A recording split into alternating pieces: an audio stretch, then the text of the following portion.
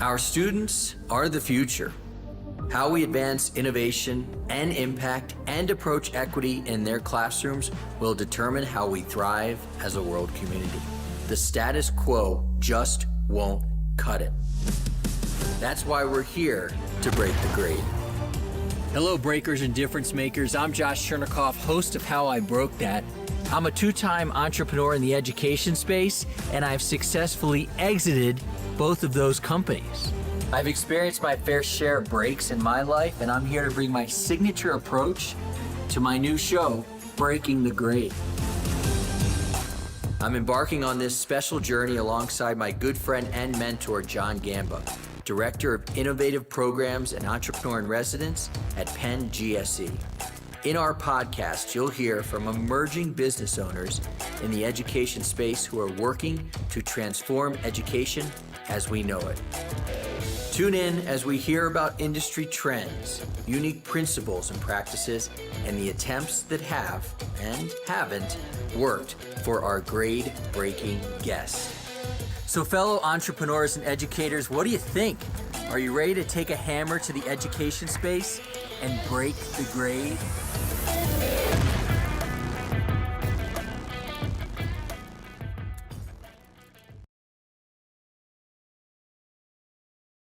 To the second live Breaking the Grade. My co-host John Gamba and I are more than prepared to give insight and guidance on this year's competition. Why him? Well, Coach Gamba oversees the Milken-Penn GSE Education Business Plan competition. Why me? Well, I've been a judge for a few years and served as a prize sponsor proudly in 2022. I wish I had a competition like this when I was growing my two businesses in education. I'm a huge fan of the whole Milken experience. It can be a life-changing experience. Simply see for yourself in this masterful video.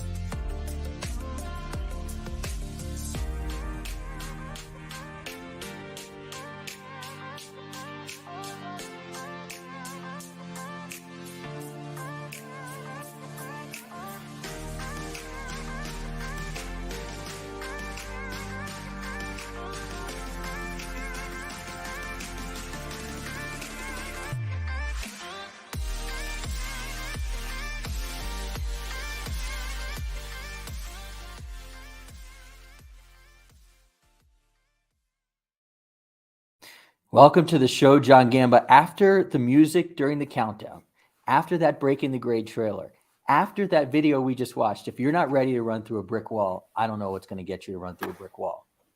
I am. Josh, our second live show. Good to see you.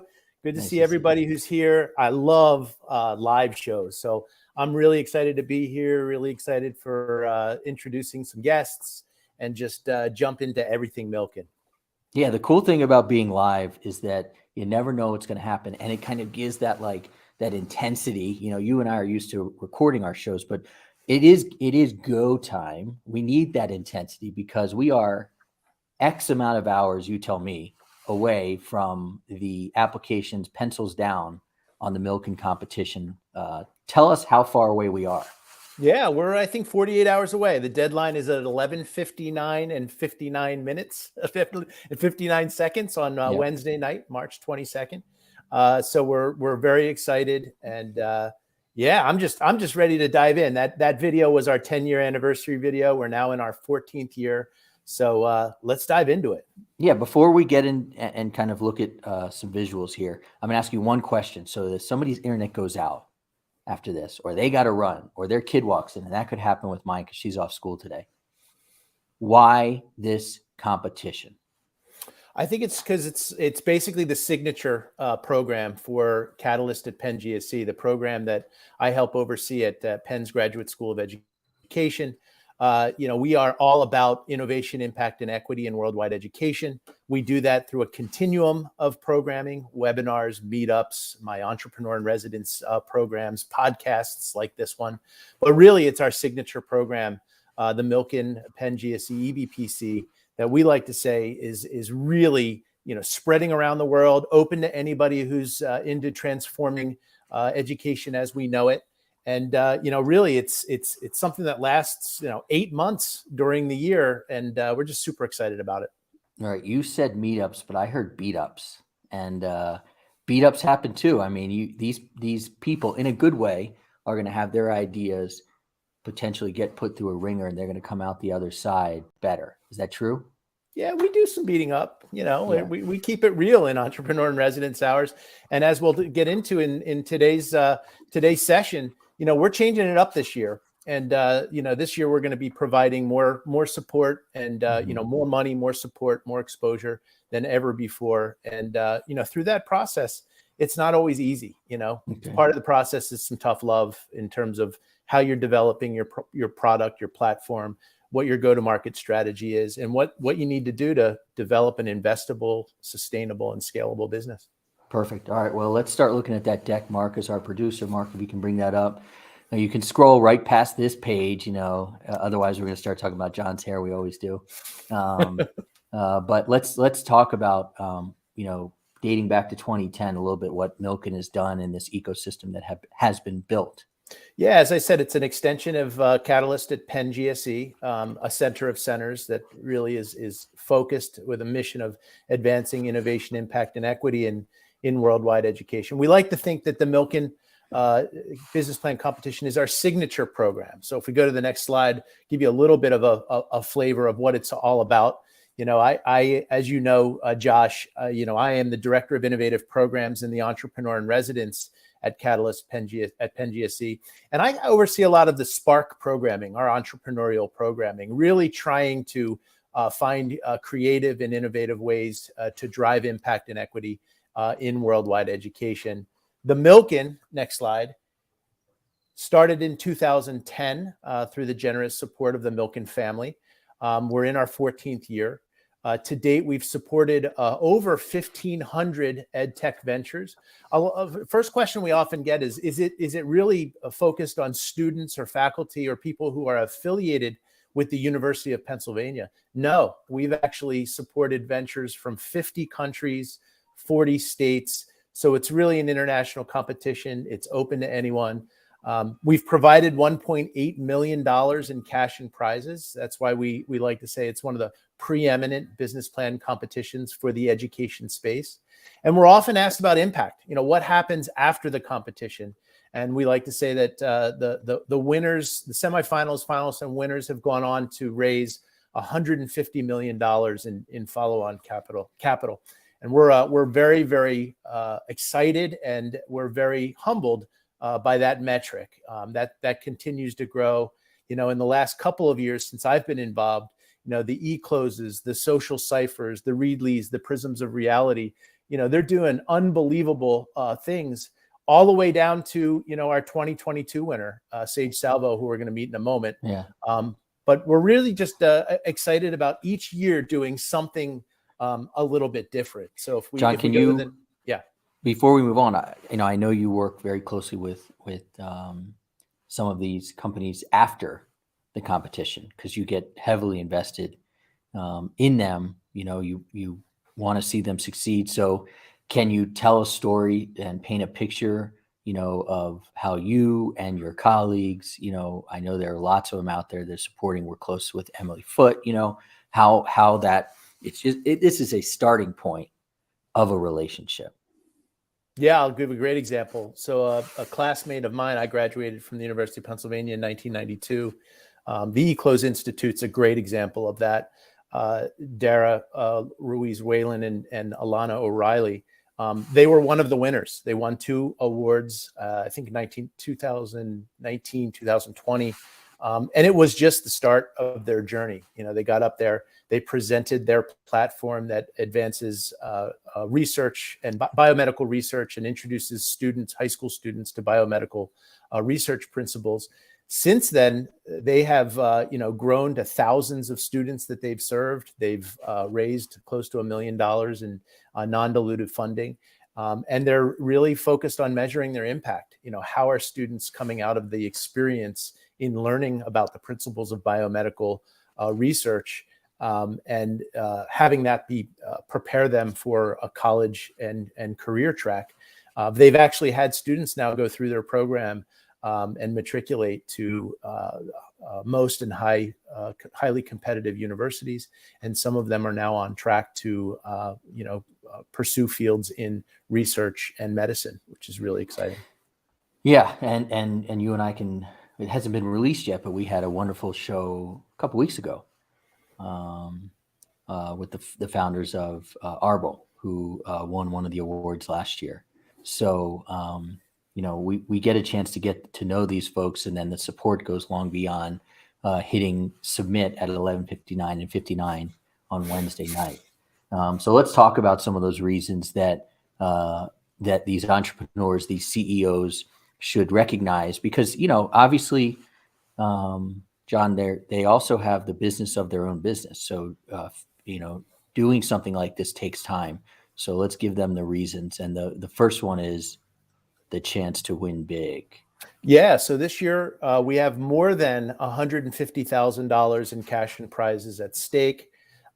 We have at least 4 prizes. We're working on some special mystery prizes, but at least 4 prizes and $150,000 in cash and prizes that are awarded to the winners.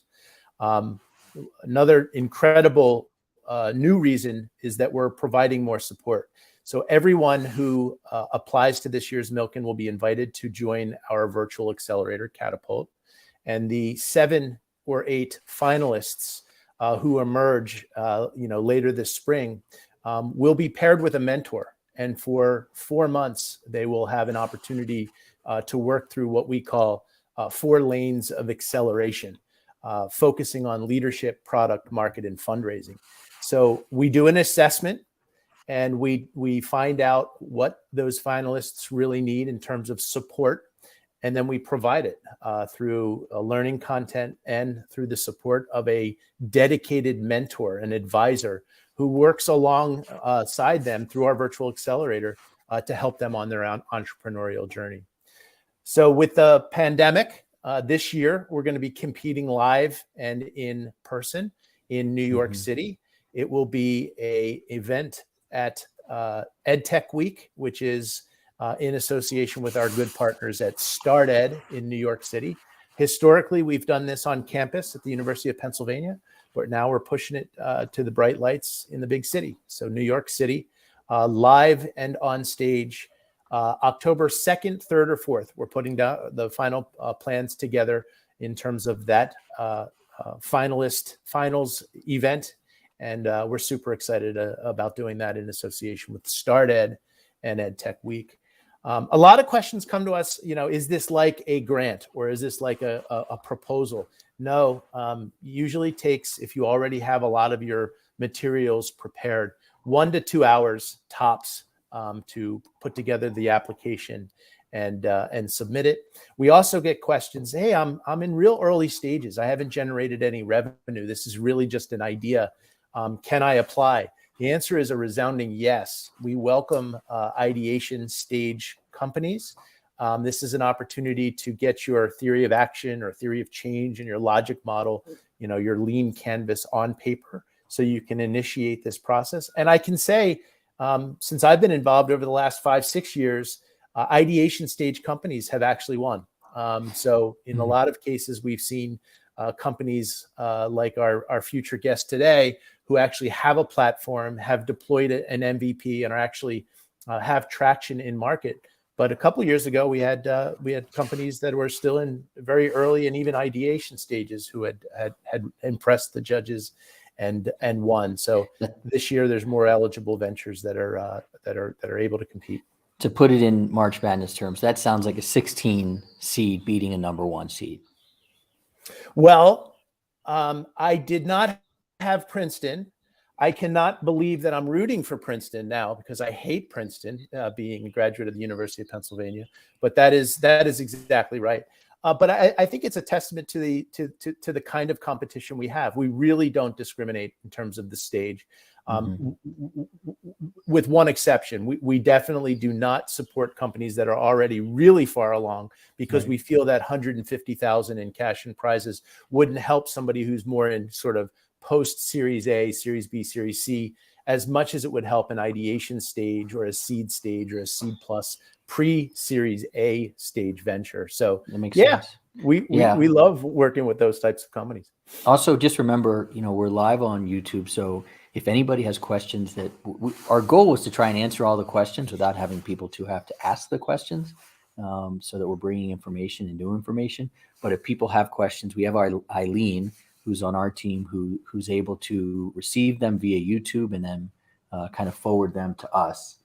For now, I'm going to move us back into the deck. So let's pull that back up and let's just kind of dive a little more deep into that application process, and some insights from the man who better know about that application process. Yeah, and full disclosure, I'm not a judge, so any questions on judging, we do have democratized judging. So once the applications are submitted, we have a democratized judging process where there'll be multiple reads by multiple judges who go through a real sophisticated process to narrow down from hundreds of applications down to the finalists and ultimately the winners. But I will say that on the apply page, there is an application components line. That is the rubric. A lot of people say, how will I be judged? Is it based on my progress or based on the creativity of my idea, based on the innovation? No, it's really there. So make sure you study that. I will say that, one of the guiding principles, we've moved from innovation and impact really into intentional equity. So that's a real important component of your application. You should read the FAQs. There's a lot of pertinent information there, but don't be afraid to drop us a line if you have any last minute questions, or even, on today's live show, ask those questions. We'll be happy to answer them. A lot of people say 200 to 2,000 characters. That's not a lot. Use the amount of time to really tell and sell your story. There's not a lot to put into the application, but really take the time to really sell yourself, sell your why, sell your sustainable competitive advantage, and especially focus on how you're approaching equitable access, equitable experiences, and equitable outcomes in education. And I can say, as a judge, it is an intense experience. I'm sure it's intense for the people who are applying. It is an equally intense experience for the judges, and take it very, very, very seriously. And I got to tell you, there were, John is a friend and a co-host and a colleague and a mentor of mine and a coach. And there are times during this judging experience where I had to just, take a step back, and, it was some tough decisions. Because there are so many good applications, but I can just say firsthand that judging, take it very, very, very seriously. So your time in filling out this application is well worth it. Definitely. I would say, take the time. It's almost an amalgamation of information that a lot of our competitors have probably already put together. So there's answering through narrative, and there's also an ability to upload through a PDF, your investor pitch or your product pitch, as well as a video that helps you, tell and sell your story. I like to say, when I got here, we were really focused on innovation and impact. We like to think our secret sauce is research to practice. How are you substantiating with evidence your value proposition? But with 2020 and the systemic issues that we unfortunately still face, we've moved into intentional equity. So really focus on that question. Our judges really take the time to read those answers. And, whatever you can do to distinguish yourselves by, highlighting and presenting your approach in that area, I think is really important. And all right. Without further ado, right, Josh? Because yeah, really if you're the captain of this, yeah, if you're the captain of this ship and I'm one of the servants here, you know, kind of walking around, we've got a guest, and a very honored guest on this Milken ship, and that's Sage. Yeah. And so talk to us about Sage. Yeah, so this is a great story. So I've known Sage for a while, and the Words Live platform is just unbelievable. Sage applied, an amazing application. Again, not a judge, but at the end, I start seeing how these all come together, and really focusing on some of the seminal issues in education in the area with Sage in English language arts. We'll invite Sage to the stage so we can Sage to the stage. That's pretty cool. Invite Sage to the stage and ask him a little bit about the process. This is an inspirational story. His why is amazing. Done some TED Talks.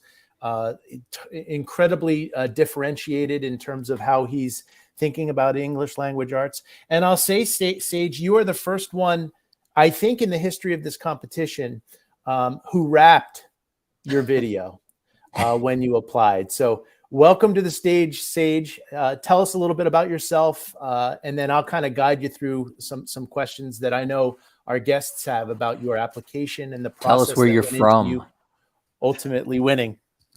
I appreciate it, Josh and John. Thanks for having me. It's a pleasure to be here. I'm coming here from Washington, D.C. That's actually where I was born and raised. So I'm a native here. I mean, Josh, it's a lot of folks understand the DMV, but the actual Washington, D.C. District of Columbia is a small space. We are inside D.C., baby. We have to confirm it. And people, when we start saying it, you see people like, what are they talking about? Like, I just have to tell you, I was born in Washington. It's a real subculture. I like to tell people, I think D.C. and New Orleans have the strongest subcultures in the country. I'll take it. Sorry, I had to interrupt on that. We can move on.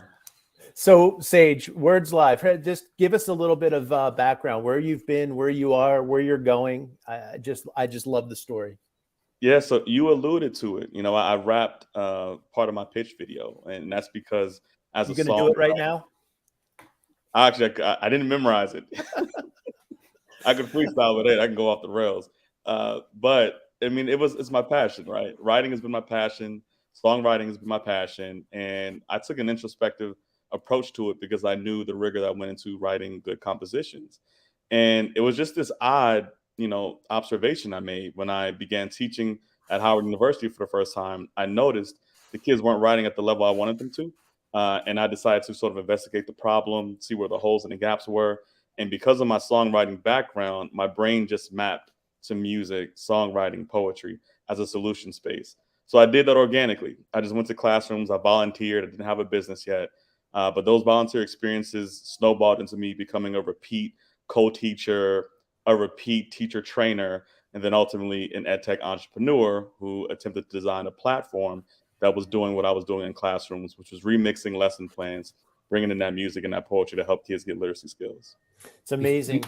Go ahead, Josh. John, let's answer the question. Remember, we're doing this thing live now, so not to cut Sage off, but let's answer this question we got here. ACSAI, Nigeria We, is a nonprofit. And you can see the question there, and you all can read very well. So let's let John answer the question. Hopefully my response came through. If not, I'll copy and paste it. But the story that I shared on eClose, they were a nonprofit, and they not only got through to the finals, but they were actually a winner. And we welcome nonprofit organizations to apply. You are on the same standing as a for-profit. We tend to have more for-profits apply than nonprofits, but welcome to apply and compete in this year's Milken. And then we've got another question, which I think we'll send over to Sage. But Peggy asked, what should the video's focus be? Is it to meet the founder, to understand what we're doing? It's not just a 60-second elevator pitch, or is it just a rap? Not just. How do you answer that? The way I thought about it was to really convey like your deepest why. Why are you building what you're building? And, why are you entering this space to get into competition? That was the basis for my motivation. And actually, I toyed with this, whether or not to present my authentic self and go back to sort of my roots of performance. But that was my why. That's how the whole thing started for me. So that's why I decided to do that format. Agreed. Yeah, very well answered. Couldn't have answered it better. I do get a lot of questions. We get a lot of questions. Hey, I'm just recording on my cell phone or my mobile phone, and I don't have Oscar award-winning production qualities, and that's okay.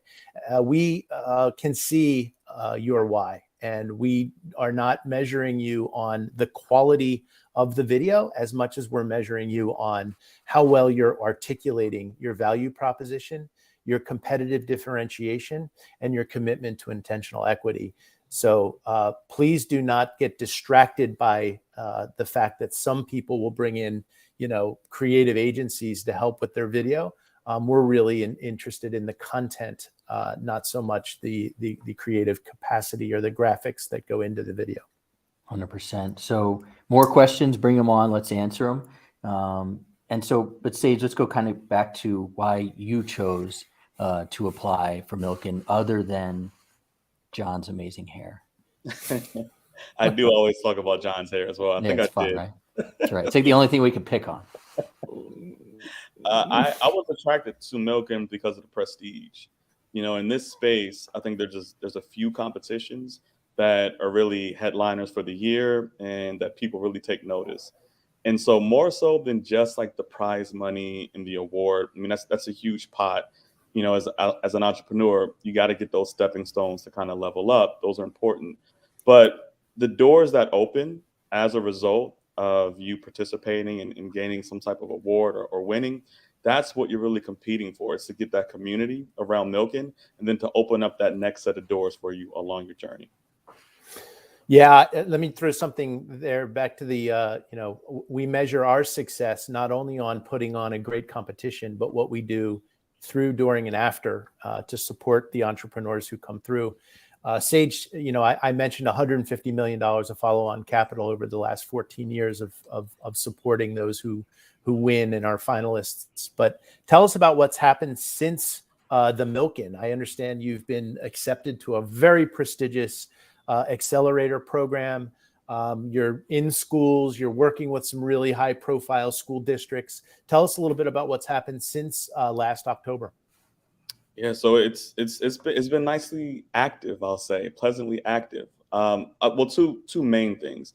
The Penn community has really wrapped itself around me. We're partnering with the literacy network, like inside of Penn GSE now, to do research on further components of what we built out with the Opus app. So it's really important. We learned even through this process, I'll say, the application process for Milken, we learned the value of research and really make sure that our solutions are research aligned. That was really important. So Penn came literally right after the competition. We sparked up a relationship and we're now like officially partnering up to do long-term research on our solutions. That's huge. Penn is the #1 graduate school in the country. So having the research name attached to your solution like that opens up even more doors. But then shortly after, less than 2 months, I got an email from Andreessen Horowitz Talent Opportunity Fund. And so we are starting our second seed round, our $1.0 million seed round. And we are in the current cohort of Andreessen Horowitz Talent Opportunity Fund. Again, more doors open as a result of that level of profile that we gained from winning the competition. Traction is good. We've had over 4,000 beta users on our platform. We're now doing the work of converting those to paid users. That's test selling. We're kind of going right through that lean process model. I work with school districts across the country, most particularly Prince George's County, Maryland, as our long-term partner and our research partner. And yeah, it's been a good 6 months. Yeah, I'll just throw. Go ahead, Josh.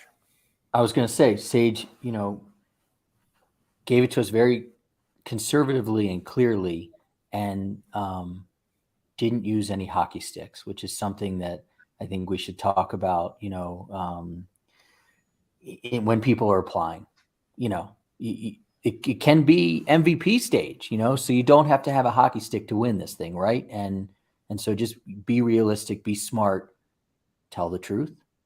Yeah, I think there's, as an entrepreneur, there's pressure, right, to show the hockey. And for those that may not be familiar, that hockey stick growth is just like steep incline. We're growing 30% month over month. That's a great narrative. It's fantastic. Make sure it's true if it is true.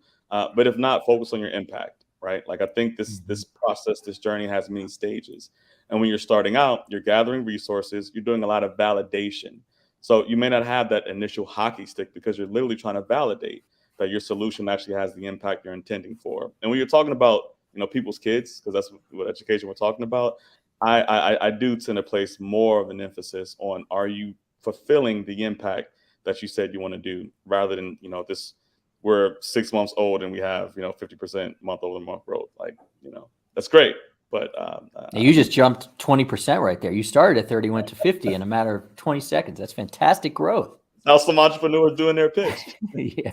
There's some things that Sage said that we actually really took to heart. So one of the things on this idea of research to practice and leveraging our ecosystem of researchers at Penn GSE, we asked ourselves, why does that have to happen after the competition? So bringing that back and bringing that feedback, we're now going to be integrating that into prior to the finals.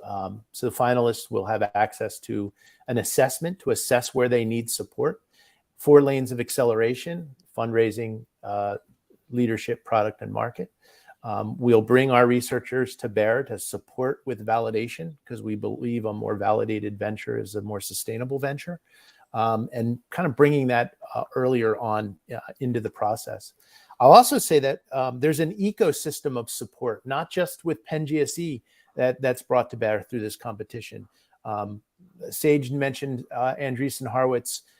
They are the best of the best in terms of tech VCs, which is interesting because not only have other finalists and winners been exposed to them and has been funded by them, but also the who's who in the ed tech space. So the Rethinks, the Osage Venture Capital, which was venture partners that Josh mentioned with Emily Foote, GSV, New Markets, Osage, Owl Ventures, the list goes on. They're all in our ecosystem, and they're all tapped in to the ventures that apply and have access to, and will provide support as needed.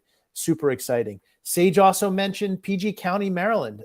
We also build an ecosystem within our competitors. So Shayla Stafford Adams was a finalist and part of our competition, was a judge last year. She's also on the school board at PG County and has offered to support and help Sage as an entrepreneur herself, and also a board member that presents unique opportunities when integrating with that unbelievable ecosystem. So we're very intentional about the integration of our programs and the support we provide to the competitors through this competition. And Sage, although we are very intentional about being from the District of Columbia, we do also love and respect the surrounding areas, and that would be Prince George's County. So we can send some love there as well. That is true. Our neighbors that we seldomly acknowledge, but yes. And welcome into our city. So Sage, I think that everybody is probably looking for, the magic wand from you, of how to win this thing. And it ain't there. But if you gave them one piece of advice, what would it be? There is no magic wand. I would say be prepared for every stage, of the application process. We could very well have the next grand prize winner listening right now, or the next finalist group. I would just say be prepared. And that means understanding your why, trying to have some level of insight around how you're going to do business or what you intend to do business, what that model looks like. But just be as clear as possible. It's not necessarily, as John mentioned, you don't have to have the best production. Those are kind of ancillary things. I would put that lower on the priority list. But I would really just prioritize, why are you building what you're building, and what's the actual plan to get this to all the people that need it. Then you really focus on those two things. That should carry you far. One last question, maybe, or send more in. That's fine. Sage, this is for you. Greatest barriers to entry. So education is a tough market. We all know that. It's a very long sales cycle. It's very heavily relationship based, which means you have to get to know people without necessarily selling them initially. So time, just like, can you survive long enough Can you bring resources to bear long enough to get you in the game to build the solution out? So times one barrier. I was another barrier though, depending on what you're building. Josh alluded to in the trailer, if you're really doing something that can be disruptive, that can potentially, shift tectonic plates, that can, really cause some reform, you're going to be met with a lot of resistance just because education is a safe space. They have to default to the status quo. They don't want to rock the boat too much because there's political implications. So there can be serious barriers to entry if you're doing something that's truly, truly innovative. So just be prepared for those kinds of pushbacks. I'll just throw in too, Josh, if you don't mind. Sage just said something, be disruptive. I like to say be disruptive, but practical. One of the things that I saw with Sage and Words Live is they hit the magic 3 components to a great, not only application, but a great venture. Super engaging, kids love it. Pedagogically aligned, aligning to state standards for English language arts, and easy to adopt. And the more a venture can do all 3 of those things, the more they're going to get the attention of the judges. Obviously, Words Live was very disruptive, very focused on intentional equity, but he also could demonstrate how it was able to be practically implemented in the public school system, nationwide and even worldwide. So the fact that he was able to convey how that would happen and how that did happen really got the attention of the judges and moved him along in our competition. Another question. Yeah, bring that one up. This seems like one for John. So talk about the data, and I know you love the data. Yeah, and Josh alluded to it, and I think Sage did it as well. And that is, we don't like to see, this is a company that is a disruptive idea that's going to be worth $1 billion. Trust me. We really like to see, how are you substantiating, or how are you using evidence to substantiate your value proposition? So first of all, if you're like Words Live, and again, not to brag about Sage, but I love doing that. If you're a company like Words Live, which is very disruptive, it's also rooted in the research. And Sage is able to articulate how the research states that if you don't engage a student, you lose them, and you lose them very early. And he's able to cite the actual research that substantiates that claim. And then your evaluative model. How are you measuring the impact? How are you measuring the outcomes of what you're delivering with this transformative or this disruptive solution? The more that you can do that in your application, cite researchers or cite the research that you're basing your value proposition on, and cite the way that you're measuring outcomes and measuring impact. The more that you can do that, the more successful you'll be in our competition, and I think in general as an EdTech venture. And that question was asked by Sage, a buddy of ours.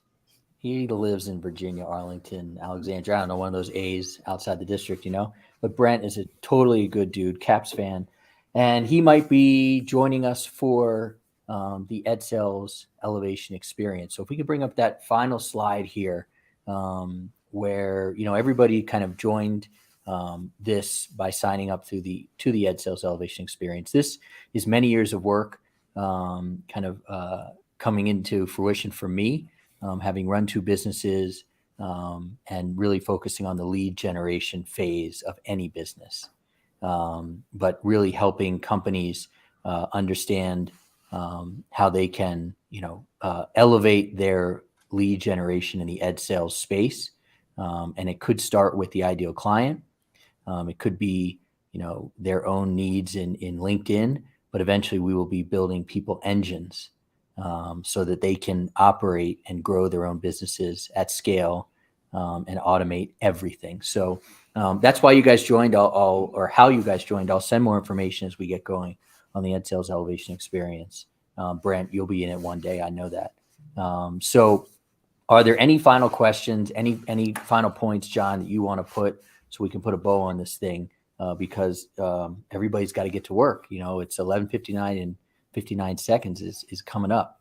Yeah, just remember 1 to 2 hours is really the commitment that you'd have to make if you haven't done your application, start doing it. We get a lot of applications toward the end of the day on Wednesday, so have no fear, you can get it in. Listen to the insight and advice that was provided by Sage. What is your why? What is the underlying research, or what is the underlying information or evidence that's driving your value proposition or your logic model? How are you evaluating outcomes and able to measure the impact that you're delivering? And then real creativity around the question of equity. And again, everybody defines equity differently. We don't have a prescribed definition of equity, but we know if you're thinking about equitable access to education, equitable experiences, Ward's Live's all about cultural inclusivity and culturally inclusive practices, and then equitable outcomes. How are we delivering value in underrepresented communities? That could be underrepresented communities in the District of Columbia in the United States. That could be underrepresented communities in Nigeria. Again, we have 50 countries represented. And if you can articulate how you're delivering transformative practices for students from underrepresented communities, you've got a great shot. And at the end of the day, authenticity. I think that's the one word. We see through a lot of the canned BS, but if you can really, like Sage did, talk about your why, how you were brought up, how you're committed to transforming education as we know it, and how you're committed to do it through an equity lens, you really have a great shot. And then also remember, not everybody wins, but everybody can be included in our programming. We have our entrepreneur in residence hours. Josh is an unbelievable coach, an unbelievable advocate and ambassador to our programming. So his Ed Sales Elevation experience is awesome. Tap into him. He's always willing to help. And just stay connected through this ecosystem. If you stay connected through this ecosystem, great things will happen. I promise you. All right. Well, everybody, you have your marching orders, and we look forward to seeing. I certainly look forward as a judge to seeing some of these applications. And Sage, thanks for joining us from beautiful Washington, D.C. John, wherever the hell you are in Philadelphia, fine. And again, honestly, go Birds. Everybody, whatever. Good luck. We appreciate you guys joining us. Thanks, Sage. Thanks, Josh. Great to be here. Apply, everyone. Bye-bye. Do it. Our students are the future. How we advance innovation and impact and approach equity in their classrooms will determine how we thrive as a world community. The status quo just won't cut it. That's why we're here to break the grade. Hello, breakers and difference makers. I'm Josh Chernikoff, host of How I Broke That. I'm a two-time entrepreneur in the education space, and I've successfully exited both of those companies. I've experienced my fair share of breaks in my life, and I'm here to bring my signature approach to my new show, Breaking the Grade. I'm embarking on this special journey alongside my good friend and mentor, John Gamba, Director of Innovative Programs and Entrepreneur in Residence at Penn GSE. In our podcast, you'll hear from emerging business owners in the education space who are working to transform education as we know it. Tune in as we hear about industry trends, unique principles and practices, and the attempts that have and haven't worked for our grade-breaking guests. So fellow entrepreneurs and educators, what do you think? Are you ready to take a hammer to the education space and break the grade?